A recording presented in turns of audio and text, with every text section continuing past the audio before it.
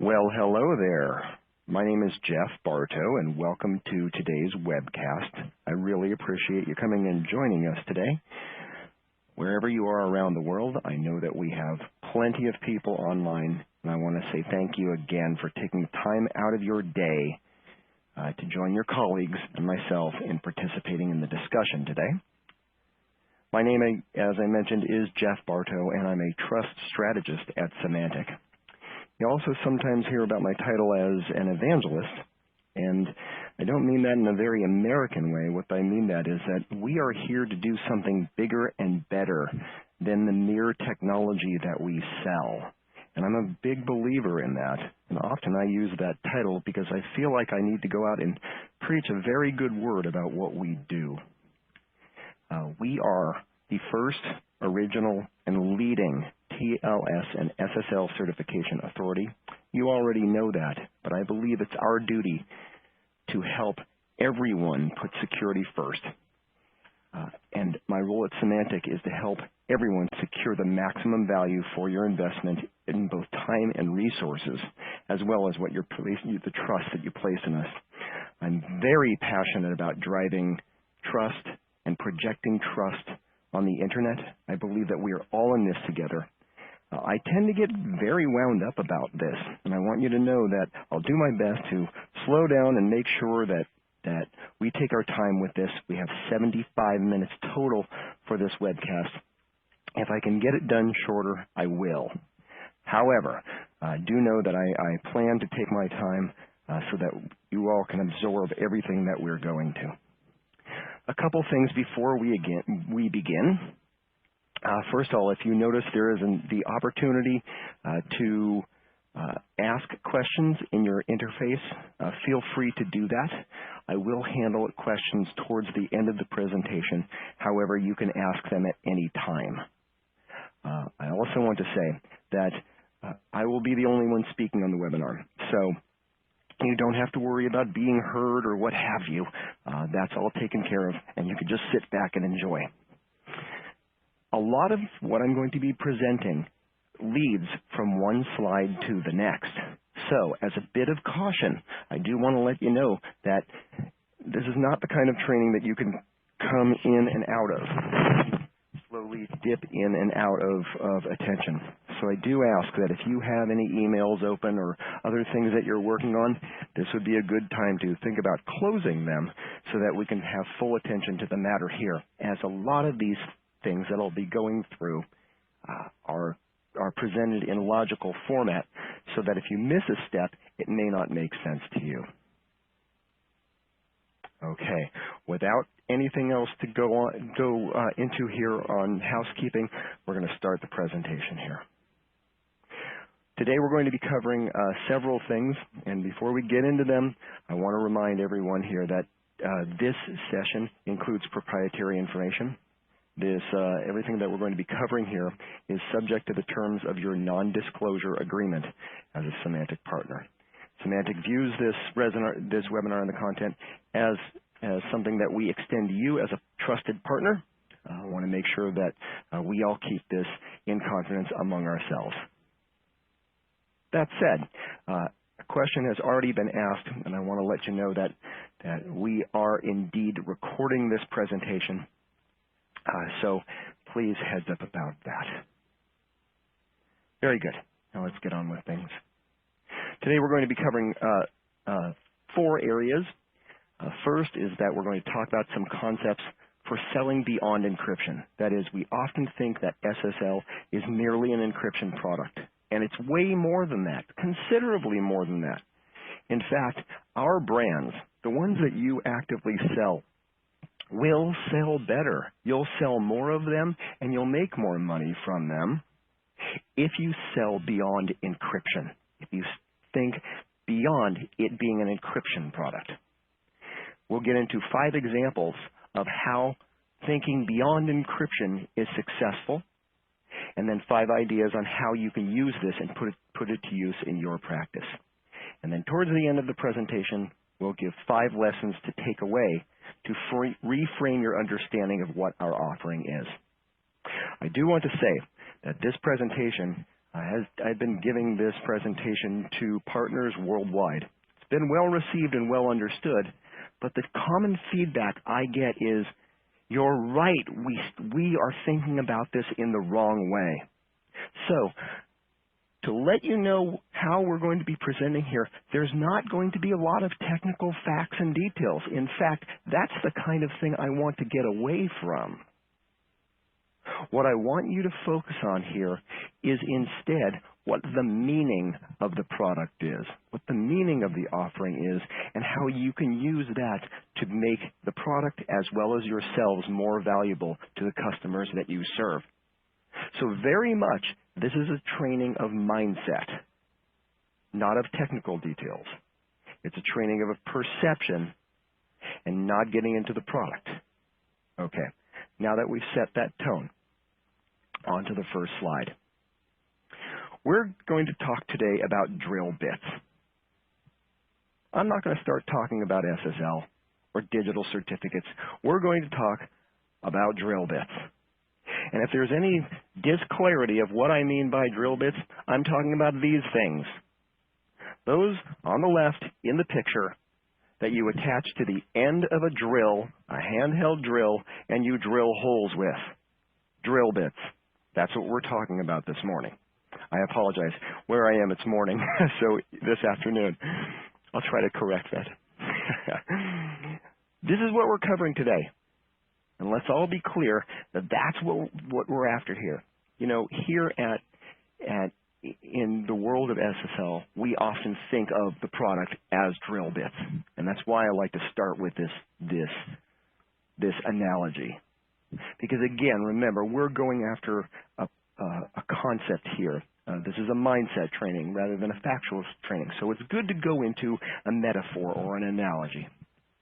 And often when we think of our drill bits, we think of all the different sizes there possibly could be, whether it's ours and our competitors, or maybe those are EV certificates there on the left side, and on the right side they're DV certificates. Or maybe this is a picture of going from left to right. Maybe it's Symantec and Thought and GeoTrust, and the small ones are Rapid SSL. There's all sorts of different ways that you can look at this. We also seem to get all crazy about who uses the drill bits and what we think is important to them, like how we measure the drill bit and how precise the drill bit must be. For example, what the distance between this point and that point is, what the angle of the impact will be, and all the little minutiae that help us define the measurement of the drill bit. Stop and think about this.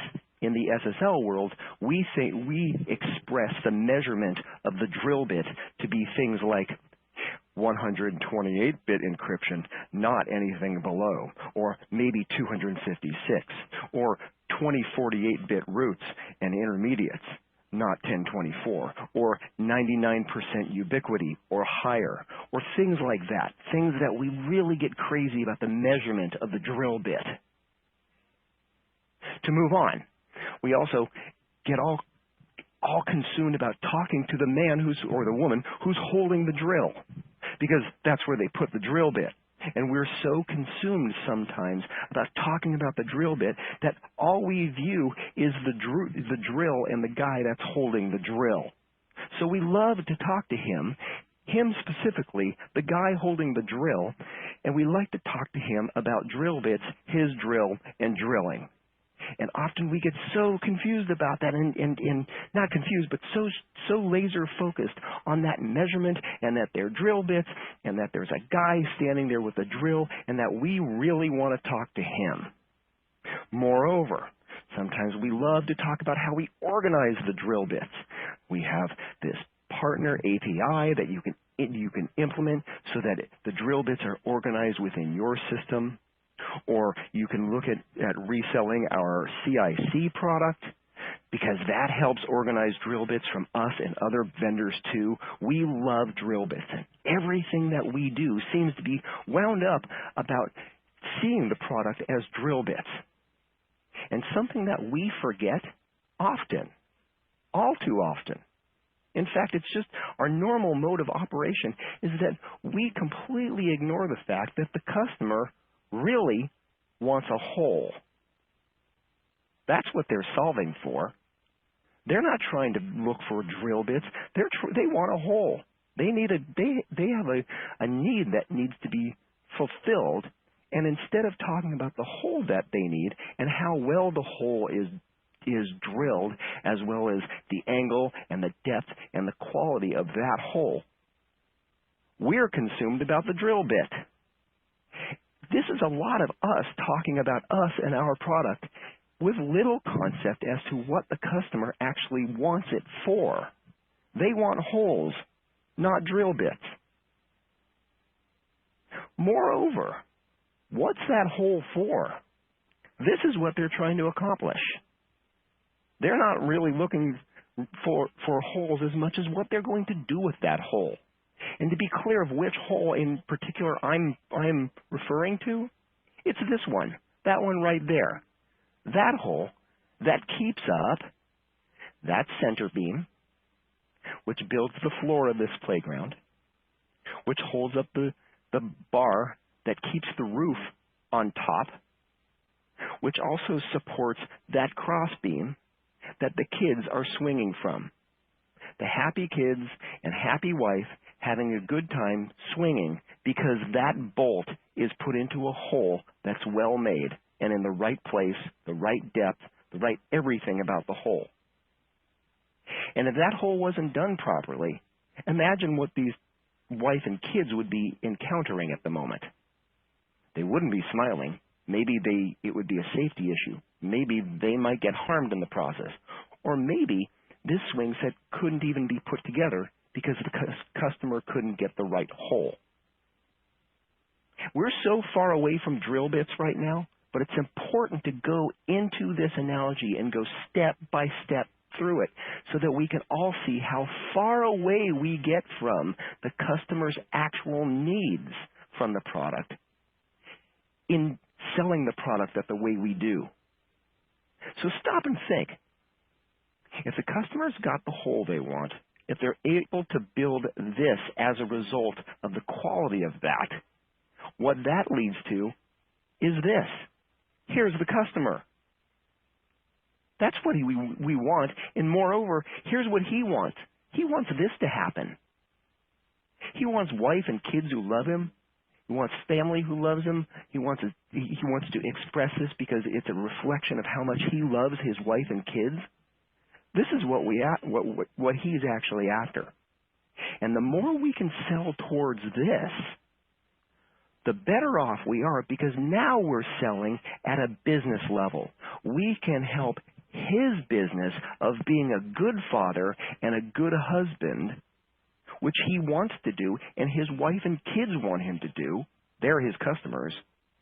If we can help him match those needs, we are selling something completely different than everybody else does and everybody else can. Nobody can do this. We can. And do you see how far away we've gotten from drill bits? This is what we sell. This is the meaning of our product. Moreover, what makes things work even best is not only when this happens, is when this happens. When that guy has a jealous neighbor who looks over the fence and see how much his neighbor's wife and kids love him and what a great swing set that he's built and how proud he is, I want jealous neighbors. I want our customers to do so well at their business that their competitors are jealous. Because stop and think about it. Who do you think they're going to turn to have some of what that neighbor has? They're going to turn to you.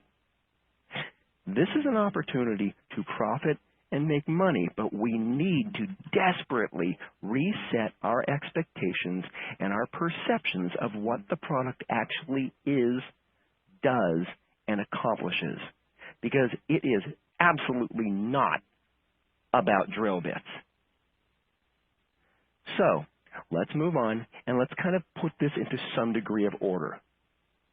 Now the screen is rather small, and I hope with the colors that are on the screen that you could see what I'm displaying here.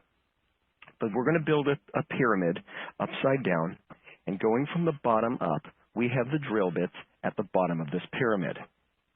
And if we stop and we think that as you go up in value prop, the value of the offering and the way we describe it, the ability to make more money, that is for us, for you, for the customer, expands. So as the value prop goes up and our concept of what the product is goes up, profit becomes broader.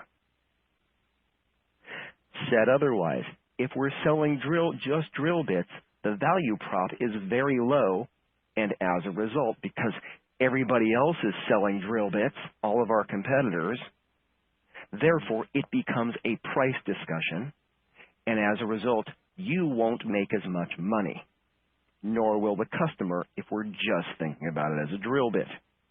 So upwards we go from drill bit to the whole in terms of value prop. And from there, as I've discussed, we get to the swing set, the playground that the wife and the kids are playing on. And at the top of the pyramid is being a great father. We're at a completely different, we're at the business objective here, at the top of this, to be a great dad, great husband, and an exemplary neighbor. But as you see, the value prop is expanded as well as the opportunity for profit for everybody. And it's so far away from drill bit in terms of value prop as well as the opportunity for profit. Let's not forget, we're all here to make money. This is the kind of argument where if you think just drill bits, it's merely about us making money. But when you think about swing sets and dad and father and that picture of the kids running to dad because they're so happy and the jealous neighbor, we're talking about the maximization of profit for everybody in the chain, not just us. We all make the most amount of money when we sell the appropriate level of value prop. Okay, now that we've beaten this idea of drill bits to death, let's switch gears and put this back in terms of our product and what we offer. At the bottom of this pyramid, we have near encryption function. The idea here is, we all know, to secure data in motion. Going up one level of the value prop from there is what that encryption allows to happen. Don't forget the second function of SSL. The first function is obviously encryption, but the second function, often most important, and where, frankly, we do the best, better than anyone on the market, is the validation function. This is the right server owner. This is a legitimate company. You are on the site that you think you're on. This is all validation function. It doesn't have anything to do with the encryption function of SSL. But as they are becoming more a business need, you see we've moved up the value prop to validate the brand, validate the site, and validate the credibility of both that brand and the site. Don't forget the second function of SSL, to validate. Obviously, there's more. To go up one more tier, when you combine encryption and validation, you are protecting things. You're protecting not only information, which is all handled in the encryption function, but you are protecting the confidence of the users in that company or in that site. This is our customers' customers. Okay, let's call them the consumers. We are protecting consumer confidence. We're also projecting the credibility of that business. That's what the product is doing at this level. And to take it to the next logical step, the top of the pyramid, it's to go and utilize that for business purposes, to inspire sales and to inspire trust. Now you can see how the pyramid works here. At the smallest function, we're making the lowest amount of profit when we sell just encryption. We can probably do better than that and do better than our competitors by selling the validation function. But if we go to what those two combine to create, it's to go and protect confidence and credibility.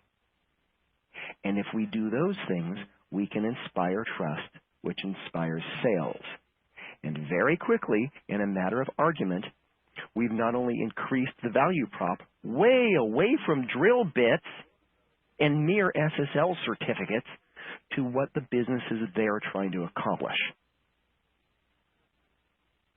I hope in going through this model, this analogy of the drill bits, that we've now made this sense as to how we can look at the different layers of argument and how if we expand the value prop, not in terms of the product, but what the product accomplishes and means, we get into a different level of argument, selling, marketing, and persuasion. Something where we can speak to businesses, not just the guy who holds the drill. Okay, let's move on. So we're going to be coming back to this pyramid several times during the conversation. I do want to remind you that as the value prop goes up, the opportunity for profit expands likewise. And if we keep selling an encryption product, our opportunity for profit is low. There are times for everything. Obviously, some people aren't interested in layers above encryption or validation. There's a different product use, what have you, for each one of these, and we'll get into that. But for now, let's just respect that there are these different layers of the value prop and therefore increasing profit as you go up the value prop. So I promise that we're going to talk about several different things here. We got through the concept here. Now we're going to talk about 5 different examples of how this is true. And speaking at this level of trust and value is completely different when we view it in this way. And let's go back to April of this year, over 6 months ago, but it's still fresh enough when Heartbleed happened. Remember Heartbleed? And everybody was worried about Heartbleed. Everybody in the chain. Us as SSL providers, all the people who make the servers and the routers and the gateways and the SSL concentrators and all of the load balancers, they were worried. All the web server vendors, they were worried. All of our brands that we sell to, worried. You as their partners, worried. And especially consumers. So let's park ourselves there in the consumer's point. Because remember, we want to get to happy wife and kids. Those are the customers that our customers are selling to. Ultimately, the beneficiaries of our product are those wife and kids, are the consumers, the ones who faced the problem here head on with Heartbleed. So let's talk a little about what that looked like for consumers. One thing they knew is, I know this Heartbleed thing is new and bad. How bad is it? And it was a hard time for consumers to get that answer. Who do they trust? When do they who's the authority? And in fact, what do I do next? What do I do? And when do I do it?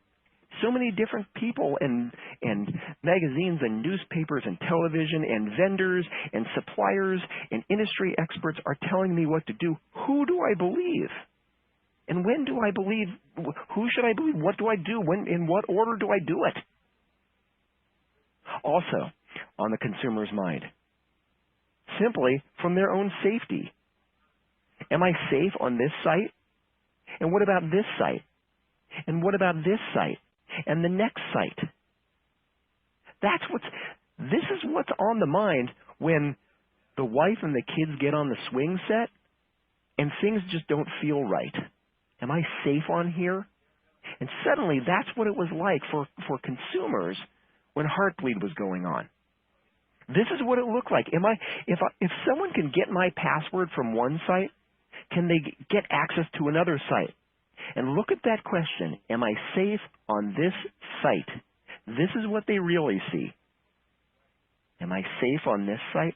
And this one, and this one, and this one, and these are the busiest sites on the internet, worldwide. And we all know this because we all do it. We tend to use the same passwords on multiple sites. We know this for a fact from Symantec. We know that on average as users, we use 5 passwords at any given time, and we use them on average across 26 different sites. Well, that's not hard math to do. You could pretty much assume that if you use a password on one site, you're using it on another site, and therefore, back when Heartbleed was going on as a consumer, it's easy to guess your password if you have it from one site to guess it for another site. So that question remains right there in the middle of the screen. Am I safe on this site? Because that could be any site. There's an example of trust and value. And when it was in jeopardy, let's look at it from a different way. Example number 2. There's a study by I think it's in Britain, an organization called e-Consultancy. They did a study last year of e-commerce consumers. Okay, granted, this is e-commerce. You might not be selling to an e-commerce audience. Don't worry about that. Remember, we're after the concept and the mindset here. Their study was about worldwide consumers for e-commerce when they go and they buy online. What are the reasons why those consumers would stop buying? If they're in the middle of buying something, why would a consumer stop the process? And they came up with they cataloged all the reasons why a consumer would. And obviously consumers have multiple reasons, so these numbers on the left don't add up to 100. Customer could have said 5 different things as to why they would stop the purchase process. And among all of those reasons that were listed, these are the top 10. The top 10 reasons why someone would abandon their e-commerce purchase worldwide. Of these top 10, 9 of them are very much related to e-commerce. I didn't expect the delivery price to be what it was supposed to be. You know, shipping and handling and postage was higher than I expected, or I had problems checking out, or my payment card wasn't accepted, or I didn't get enough information about the product. 9 of these are very e-commerce related, with the exception of one. Number 3. Out of all of these, the third highest reason why consumers, you and me, everybody else there at the end of the chain, the wives and the kids on the swing set, the third top 3 reason why they would drop their purchase online was because, in their words, they do not trust the website. This isn't an e-commerce concern. This is a trust concern from consumers out there. Let's make no mistakes. That doesn't say they were worried about 128-bit encryption. That doesn't say they were worried about 99% ubiquity. That doesn't mean they were worried about DV or whether it's OV or not. What they're concerned about is, I don't trust this site. Something wrong here about the security of the trust of this site. That's the level at which they think. And if they think that way, then the site must think that way. And if we come at them talking about drill bits, we're talking a different language. But if we're speaking about trust and conversions and how that site is being trusted, now we're having an actual business conversation.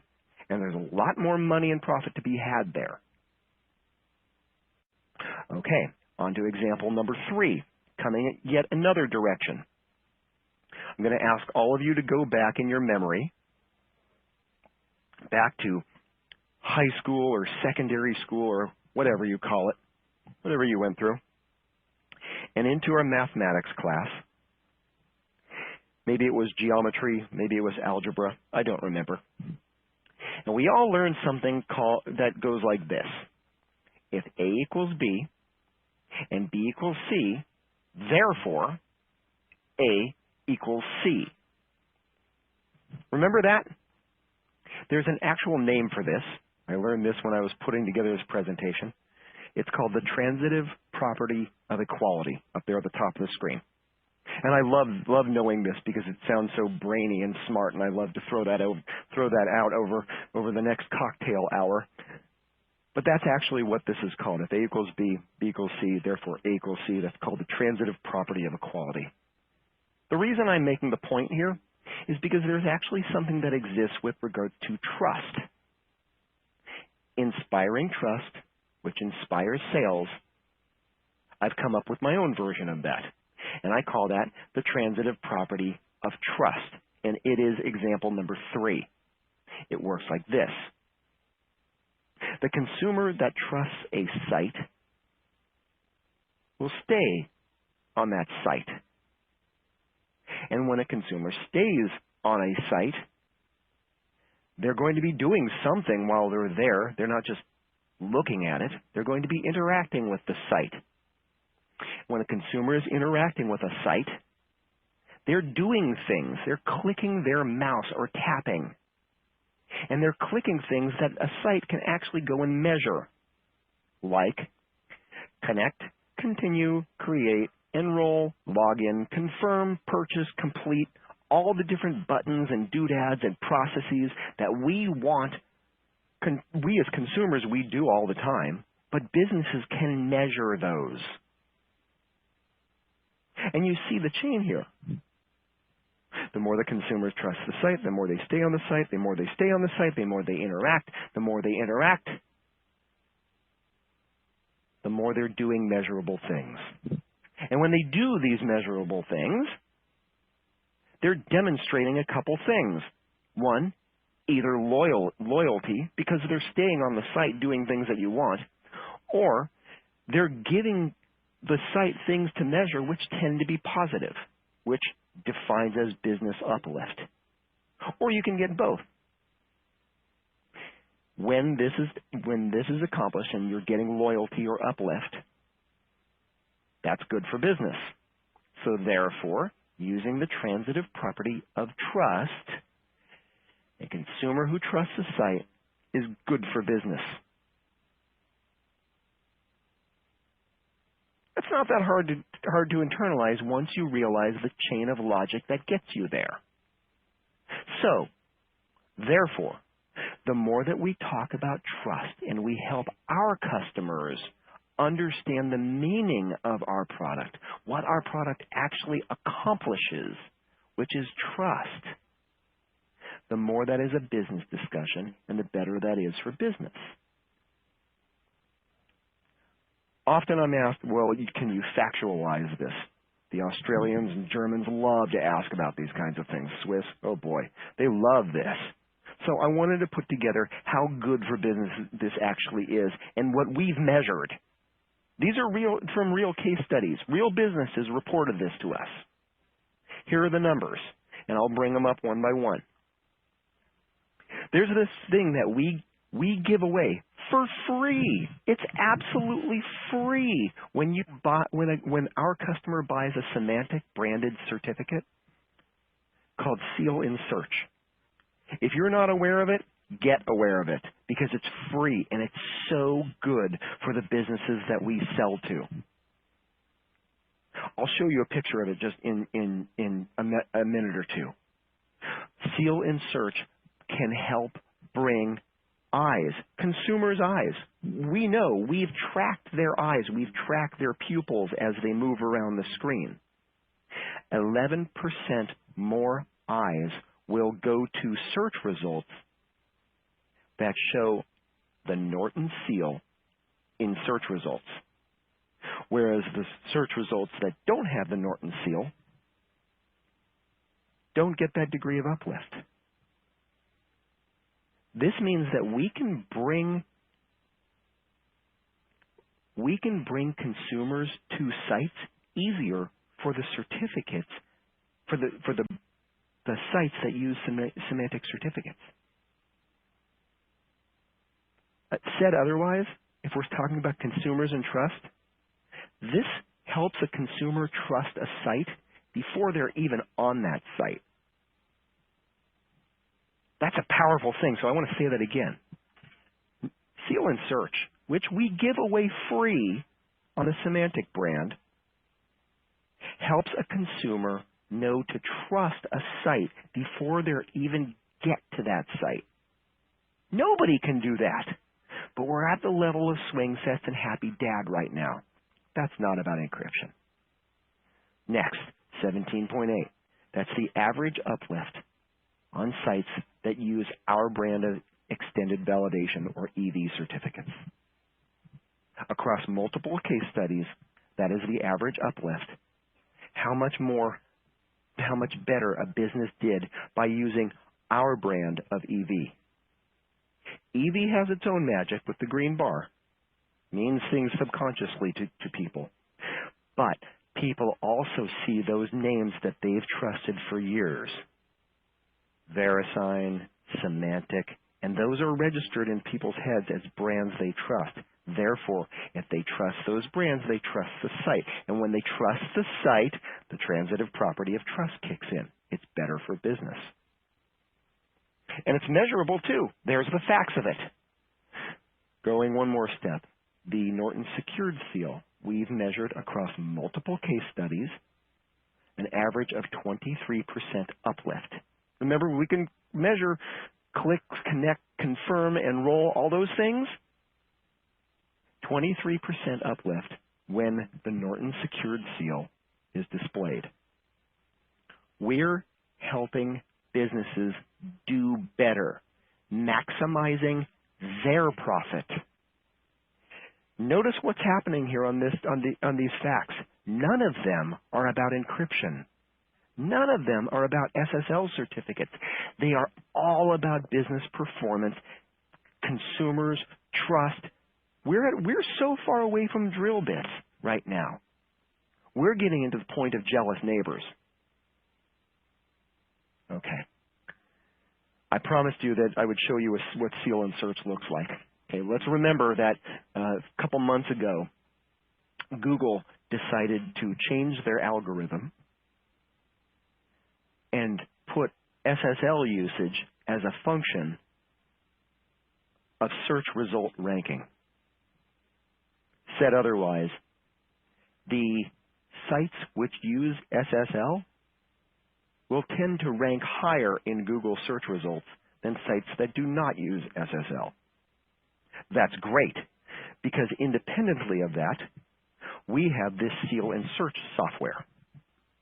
This is deployed for free for all users of the Norton products. They get it free. It's automatically installed. That's not just the products that consumers buy, the Norton products that consumers buy online or that they buy in a retail store, but also the software that comes free on PCs worldwide. You know, you get a new laptop, and in the box there's a bunch of trial software that's already installed. This includes that free Norton software. And they include this seal and search functionality. So that, look at the picture there. You can see the search results that have the Norton check mark or tick mark. Some of them don't. Our studies, which track users' eyes, you can't fake it. In other words, it's not them telling us what they did. We're watching physically their reaction to them. 11% more eyes go to the search results that have the Norton checkmark than those who don't. Think of how meaningful that is for a business. Before a consumer even gets to my site, they already know to prefer and trust my site. They haven't even gotten there. Norton Secured Seal in Search operates not just in Google, but it also operates with Yahoo and Bing search engines likewise. And again, with Symantec certificates, it comes for free. That's something that no other CA does. Period. That degree of trust, strength, and firepower doesn't come from anyone but our own certificates and our own brand. And that's something that you can speak to for your customers at a business level. This drives business results. And we're so far away from the product and the encryption right now that we can have that conversation very easily through something simple like this. Okay, I want to move on to example number 4. I've already mentioned always the extended validation address bar, the green address bar, and sometimes we talk about always on SSL.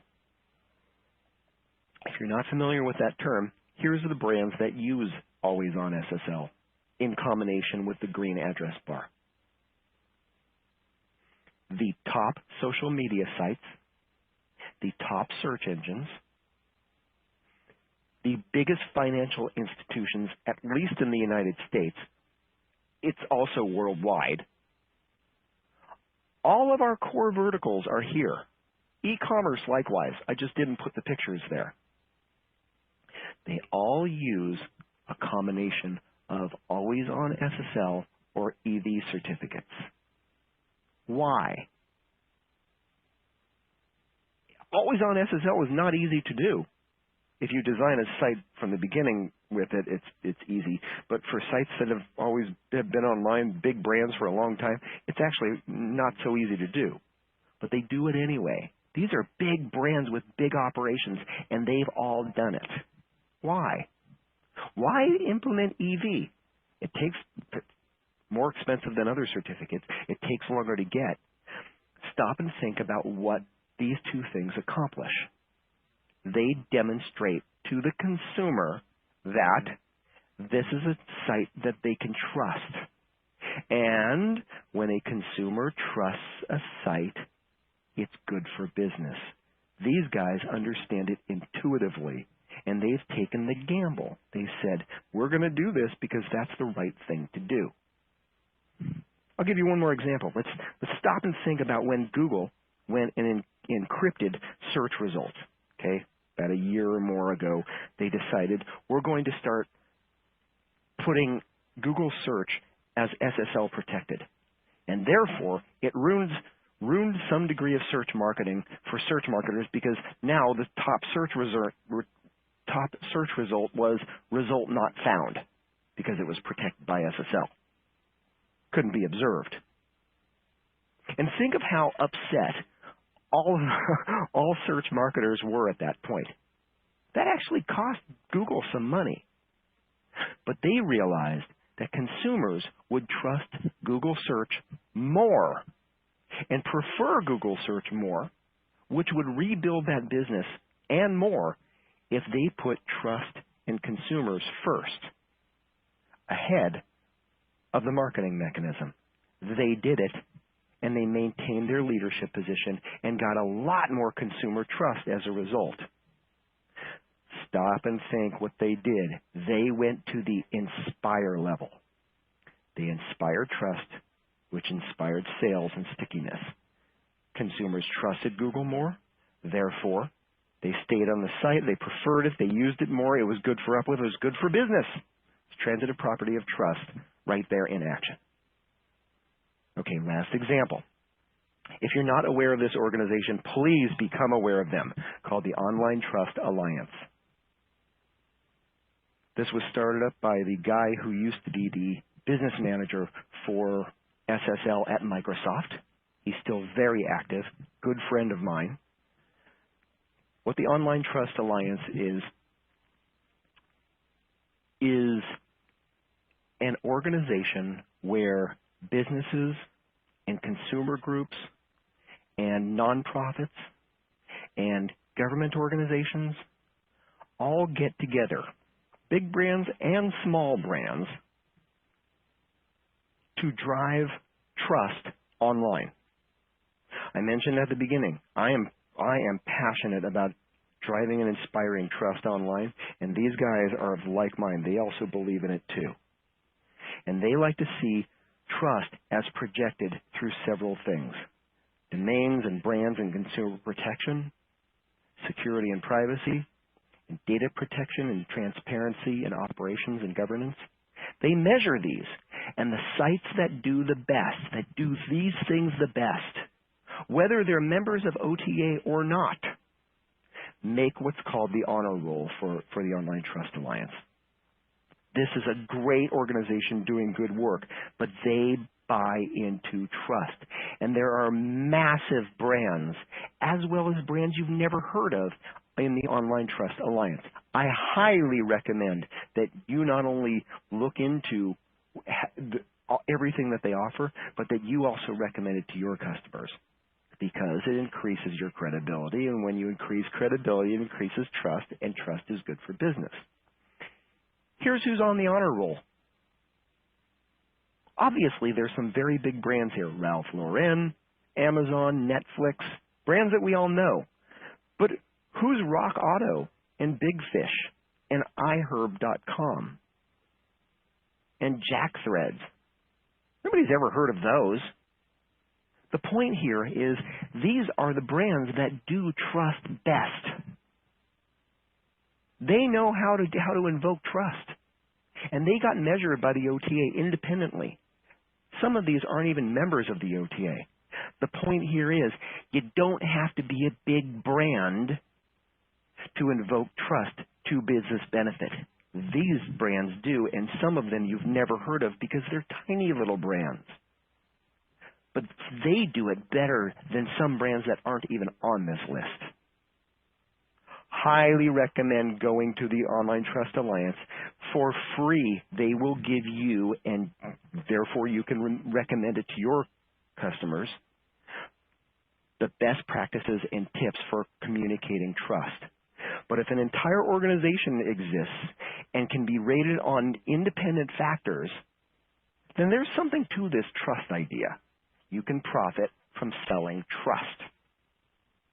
Moving onward, we're done with the examples. We're going to move back to our pyramid, and we're going to get into ways that you can go and have a trust conversation with your consumers. As a time check here, we are 3/4 of our way through this hour. We're right on time. We actually may finish early. So I promised you that there were 5 different concepts. We've talked about those. I promised that I would give you 5 different examples. We just gave them. Now we're heading into 5 different ways that you can put this to use. Okay? Here's the first way using our model that we've been talking about already. First, pretty straightforward. Look at how our different brands that you can resell map up that pyramid. With Rapid SSL and Drill Bits at the bottom, and GeoTrust and the Whole above that, and Thought above that when we get into Swing Set, and then that maximum extension and projection of trust through Seal and Search, and the circle tick mark, and all the other things that go along with it, the Symantec brand at the top. You can put other brands in here too. I don't think they perform as well, and you're going to be looking at them at the bottom. Maybe that's part of your portfolio or not. But here's a way you can leverage all of our different brands so that you are giving the customer the right brand for what they're trying to accomplish in either encrypting or validating or protecting or inspiring trust. It's easy to do once you see it that way. Let's put the pyramid into a different use. Here's idea number 2. Well, that's pretty straightforward. Any certificate can encrypt. But when you go and you validate a domain ownership, you're in the validation function. When you get into protecting a site's credibility or a site's brand, that's something that org validation necessarily does. DV can't do that. Only org validation can. This is a legitimate business. That's what org validation actually means. Therefore, this is probably the right site. And that's the job of the top of the pyramid. the extended validation certificate. You can't fake the legitimacy of that business and that site by using an extended validation certificate. It's impossible. So therefore, the pyramid works really well as far as looking at that structure.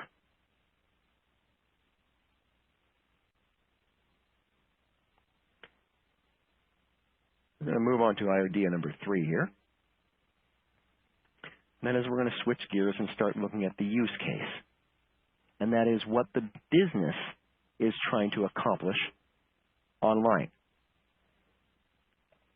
If they're asking you about things, or you're having a conversation at the very bottom of this, like the speed of the certificate issuance, how fast I can get it, or whether this is coming with a hosting package, or the cost of the certificate, or whether I'm encrypting data. We're way down there at the bottom on encryption.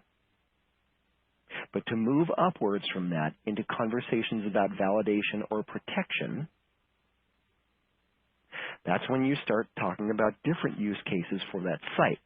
Like, do you want to decrease abandonment in your website?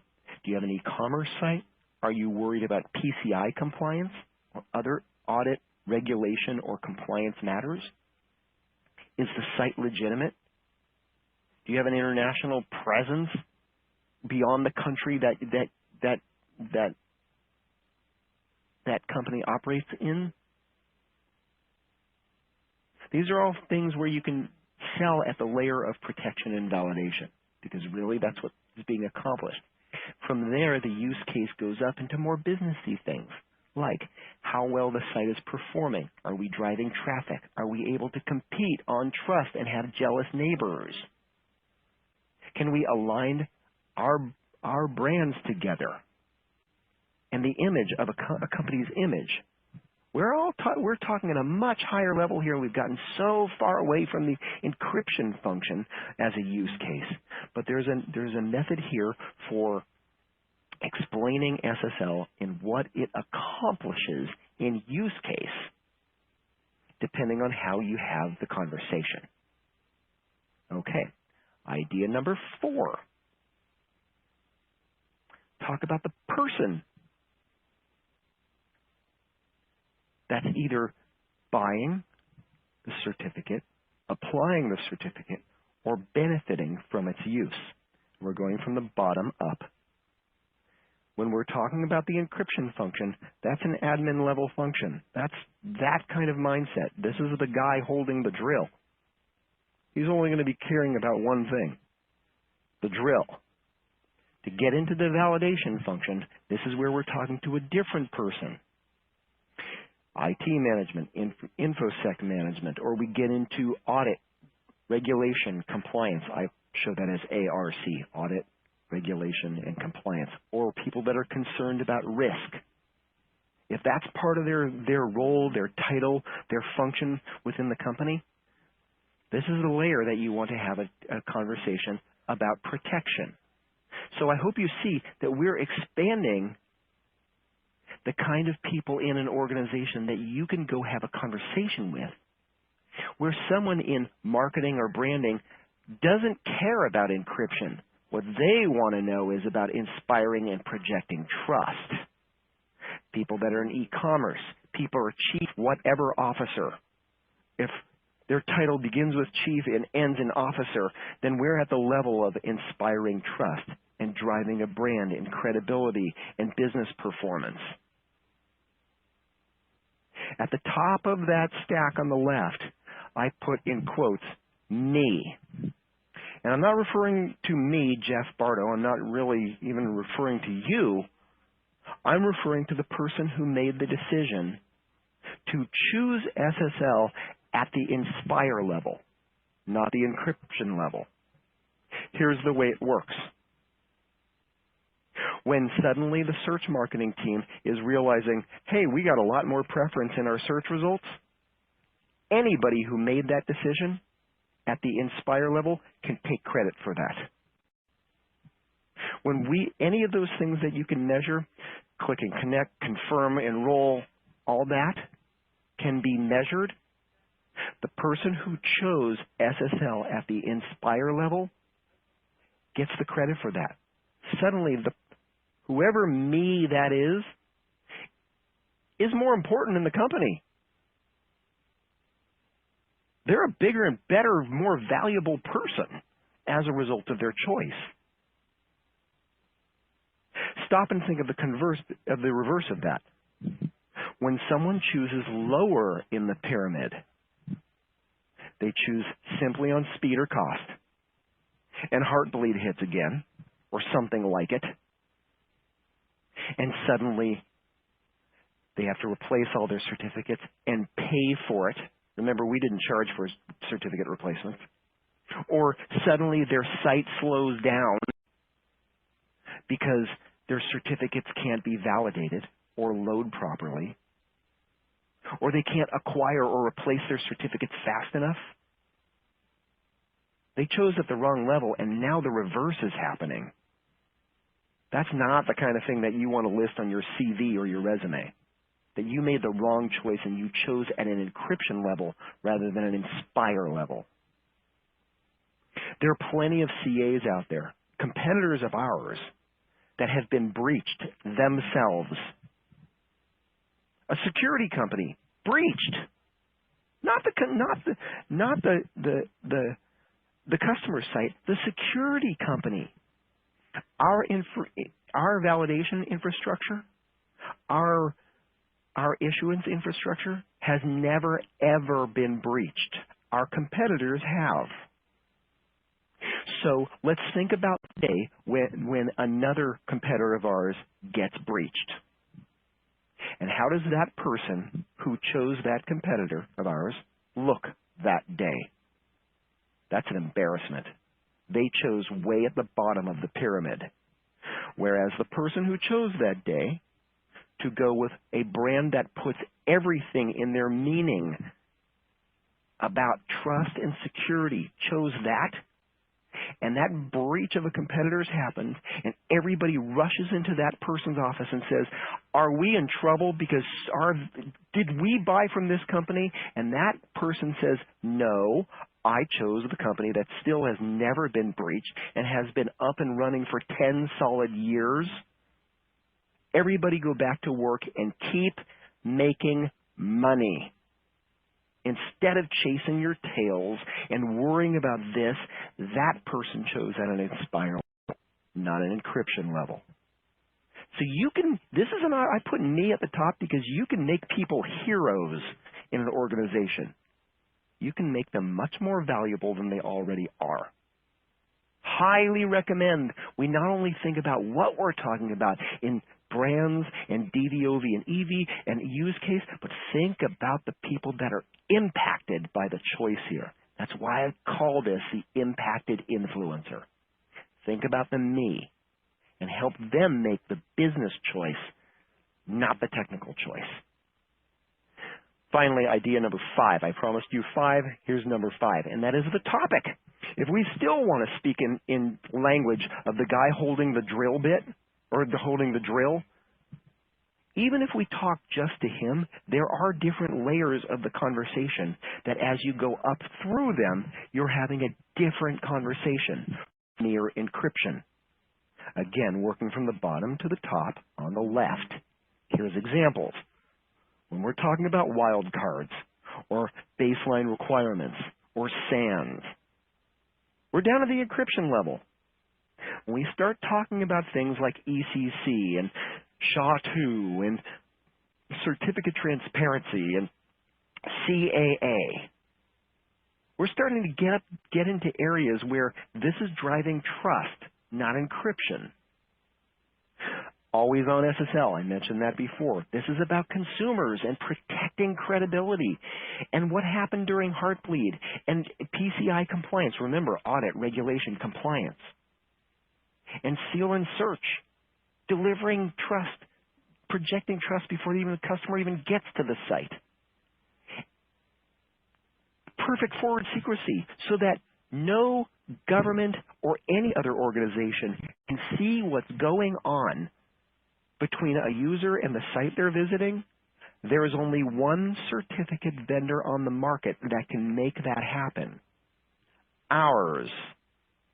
If A site uses ECC and always-on SSL together. That creates a combination that even in the UK, the GCHQ, or in the United States, the NSA, the National Security Agency, neither of them can break into and capture the conversation. It's impossible for them to. Impossible. Only we offer that. But you see the level of conversation here. We're talking about driving trust. Those are things that, oh, I have absolute faith in this company because now that gives that site something to talk about. And that's a business conversation to consumers. And it's way far away from the kinds of topics that the guy holding the drill has, which is like sand and wild cards. But I hope you see how the kind of discussions that you go up and the topics that might resonate can change. And it might be the same person, but speaking at a higher topic might get you to a different layer of this pyramid. Okay, we are just 1 minute at the top of after the top of the hour, and what I want to put in front of you is finally these 5 things that are going to bring us home. So, to recap here, I promised you that I'm going to give you 5 different topics or concepts. I gave them to you, moving from drill bits to holes, upward and onward, all the way up to jealous neighbors. Those are 5. 5 examples of how it's true. We went through that with transitive property of trust and what happened during Heartbleed and all of those things with the Online Trust Alliance, 5 different examples. Then I just gave you 5 different ideas on how you can go and put it to use. Now we're going to come and close the presentation here with 5 lessons we can all take away. So the moral of the story, or as I like to say it, first one is pretty straightforward. When you sell on trust, it will increase profit for your customer.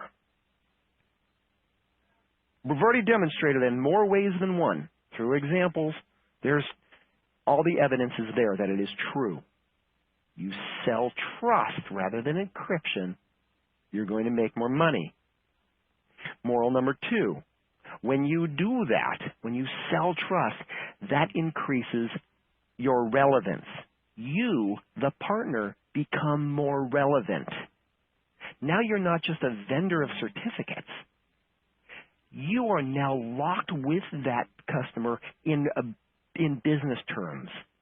You are seeing eye to eye with them as a business. You are a true business partner. Your relevance just increased.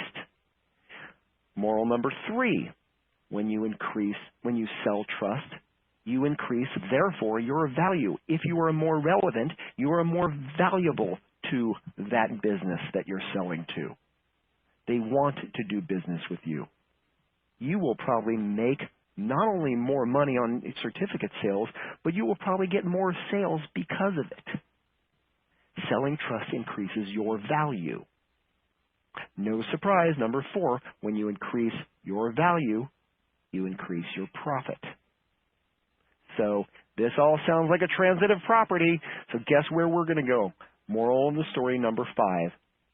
We're going to call it the transitive property of profit. The trust which we can help you confer at any level of the pyramid, preferably the upper ones, or anywhere as appropriate to the customer or the topic or the certificate or the brand, any way that you can apply it. The trust which we confer inspires consumer trust. And when consumer trust is inspired, it inspires profit for that business, for the people you're selling to. And when your customer is making more money, that inspires that business to trust you even more because you're helping them do what they're meant to do as a business, to make money. And when they trust you more, that inspires profit for you. And when you make more money, everybody in the chain is making more money and having a higher level of trust. Everybody in the chain. The customer, The consumer, certainly they're trusting more, but think of how it works. The consumer trusts the site, therefore the site trusts whoever referred this method of business to them, which is you, the partner. We certainly hope that passing this on confers trust in us, and therefore not obvious here that the transitive property comes into play. The trust which we can help you confer inspires trust and profit for everybody in the chain. That really makes this last thing come true. This is focused on what makes that customer of yours be able to operate at the level that he operates on. And we are so far away from drill bits and so far away from encryption that not only does it differentiate you, it also differentiates all of our products that you can help confer trust. It helps your customer differentiate, which creates jealous neighbors. And guess who they are likely to turn to for some of that? You. You can help make more money as a result of this, which as an individual salesperson is even better because now you can make more money personally. I don't mean to sound greedy here, but trust and profit are innately tied. That's why SSL was invented in the first place. But it's also fundamental to what we do as a business.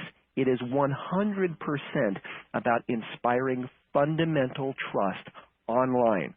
And if you can do that, all of the evidence out there, all that I've presented to you says that as trust goes up, the opportunity for profit goes up. But the idea here is we've got to stop thinking about encryption products and drill bits and move ourselves up the pyramid. That changes the conversation, that differentiates you, but it also achieves the higher objective here. Inspiring trust and projecting trust cannot be matched by anyone. And we can enable you with the tools to go and do that and have that conversation. So, for now, we're going to move into some questions. There's some questions that have arrived. If you haven't submitted questions, you are more than welcome to. I would love to answer them. I'm going to review a couple of those that have popped up now. Okay, first one. Someone wrote in with a question and said hi. So, hello. Thank you. Someone also wrote in and asked, is the presentation being recorded? Yes, we have presentations. We have this presentation being recorded for partners. I've also made an offer that I would be happy to come in and either train your sales force directly, either in person or on a private webinar. Be happy to do that. Please work with your account manager if you're interested in that. I know we have a couple different account managers serving this patch of business of everyone that I'm talking to right now, and one of them has certainly taken me up on that offer. I would love to come do that. Please work with your account manager. Literally, we are all in this together, and we want you to be as profitable as possible by invoking trust. So yes, that's more than the answer of is the presentation being recorded. It's not only recorded, it's available to you personally if you want it. I would love to go over this again or beyond everybody that's in this call. Just let us know and work through your account manager. A third question came in from someone who I really respect this. They said, I went and I Googled something, and the example check from where they are didn't show the seal. Why? Ha! Very good question. There are two components here. So whoever asked this question, two things. First of all, thank you for asking the question. Second of all, thank you for going and trying it. That's exactly what I want you to do. Go and test this and see that it's for real. In your case, you didn't see the seal in search results. You Googled the same term that I did, and you didn't see the search results. Okay? There's two pieces of the equation. One is, does that site use Symantec SSL? And in the case that you Googled, there are sites on that list in search results that use Symantec SSL, assuming you're using the Google search engine. That's only one of the two ingredients. The other ingredient is that Seal in Search browser plugin. That's the thing that's automatically installed by all the Norton software. If you don't have that plugin, you probably don't have the Norton software. And if you don't have the Norton software, you're not going to see Seal in Search. So stop and think. There are millions of users of Norton software worldwide. Some of them purchased it, some of them didn't. It came for free. But if you don't have it either way, you're not going to see search results. So I can make a recommendation, and I will share this separately. I'll make sure that your account manager has it. You can go get this plugin for free. You don't have to buy anything from us. You could go recommend that your customers and their customers go and get it free also and use it. And it shows Seal in Search. You don't have to buy Norton software. You don't have to use Norton software. You could just install the plugin, and you can see the search results so that you'll have both ingredients then. One is the site that uses Symantec SSL, and then the plugin within your own browser. Personally, when I go out and I sell, I always make a point to Google something while I'm in that conversation. I can do it in person, or I can do it over WebEx or whatever service I'm using, but I can bring up the search results and I could say, hey, look, here it is. I've got the plugin installed. They use Symantec SSL, and therefore I can see that I can trust this site more than the others because Google ranks it that way, or whatever search engine, but also because of this Seal in Search shows up in the search results. Let's stop and go back in the conversation here. Remember when I said me? The person at the top of that list? The person that you can make the hero?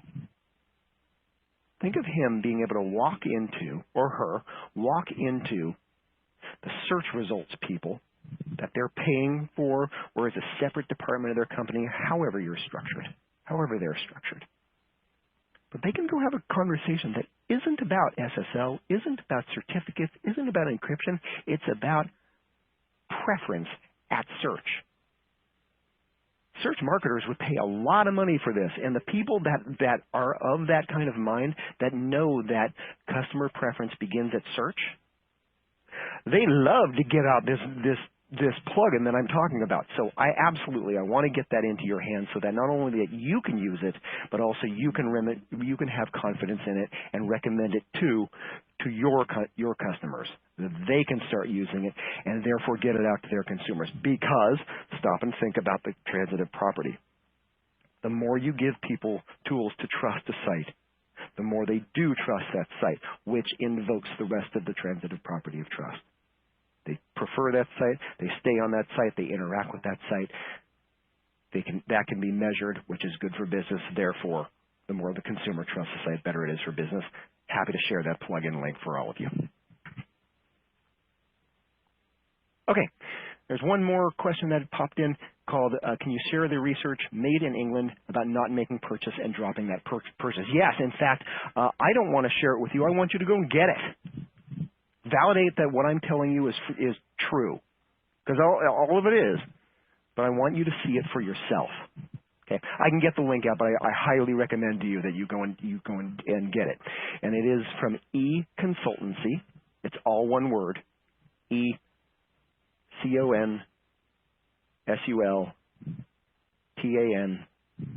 eConsultancy. They're a UK firm, and this came out, I believe, in January 2013 was when the study was done. I don't think it was released until later. But you can get it from them. There's also plenty of articles out there that invoke it. So in case they want to charge you for it, you can go see trade articles that reference that. I'd be happy to share the link.